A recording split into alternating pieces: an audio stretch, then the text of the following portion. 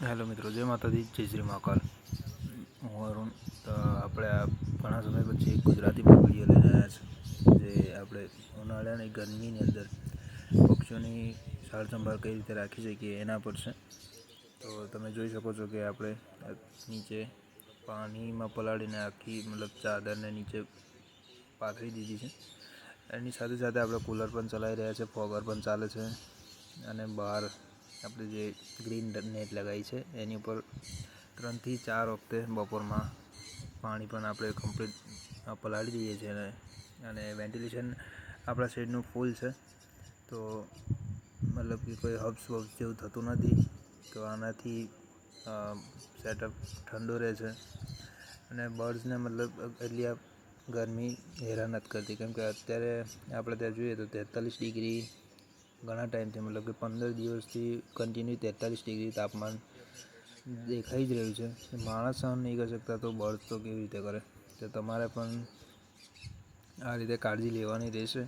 એની સાથે સાથે તમારે પાણીની અંદર સવારે જ ઇલેક્ટ્રોલાઇટ પાવડર જે આવે છે એ આપવાનું રહેશે, જેથી તમારા બર્ડને બહારથી ને અંદરથી બે તરફથી ઠંડક પહોંચે.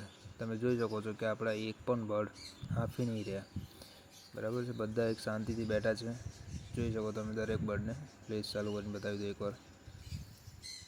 જોઈ શકો છો. તો આ રીતે તમારા બર્ડના કે ગરમીથી પણ બચાવી શકો છો, અને એમને કે મરવાથી પણ બચાવી શકો છો. કેમ કે હીટ સ્ટ્રોકના કારણે ઘણા લોકોના એક્સપાયર થઈ રહ્યા છે. તમે જોઈ શકતા હશો. તમે આખા સેટઅપમાં જોઈ લો, કોઈ પણ બર્ડ હાંફી નથી રહ્યું. કેમ કે હું સોફ્ટફૂડની અંદર પણ ઇલેક્ટ્રોલાઇટ આપું છું, પાણીમાં પણ આપું છું, અને કૂલર અને પાણીનું આ રીતે કૂલ રાખવું, ઠંડુ રાખવાનો પૂરો પ્રયત્ન કરું છું મારી રીતે.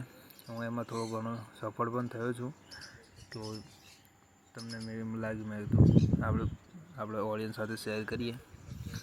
તો જોઈ શકો તમે. અને આ એકદમ આવો નજારો તમારી ત્યાં જોવા મળતો હોય તો જરૂર કોમેન્ટ કરજો. અને આ નજારો કેવો લાગી રહ્યો તમને એ પણ કહેજો. અને આપણા સેટઅપમાં જે આપણે ઉનાળા માટે ગરમીથી બચાવવા માટે બર્ડને જે આ ઉપાય કર્યો છે, તમને કેવું લાગ્યું? તમે પોતાના સેટઅપમાં એપ્લાય કરવા માગશો કે કેવું? કોઈ આ વિડીયો તમને કોઈ જરૂરી કે તમને લાગ્યો હોય કે તમને કોઈ ઉપયોગી બને તો જરૂરથી કમેન્ટ કરજો. અને આવા વિડીયો તમને જો સારા લાગતો હોય તો અમારી ચેનલને લાઇક, શેર, સબસ્ક્રાઈબ કરો, અને ફોરવર્ડ પણ શેર પણ કરી શકો છો તમે. તો ચલીએ, મળીએ આપણે બીજા એક વિડીયોમાં. ત્યાં સુધી મહાદેવ મહાદેવ.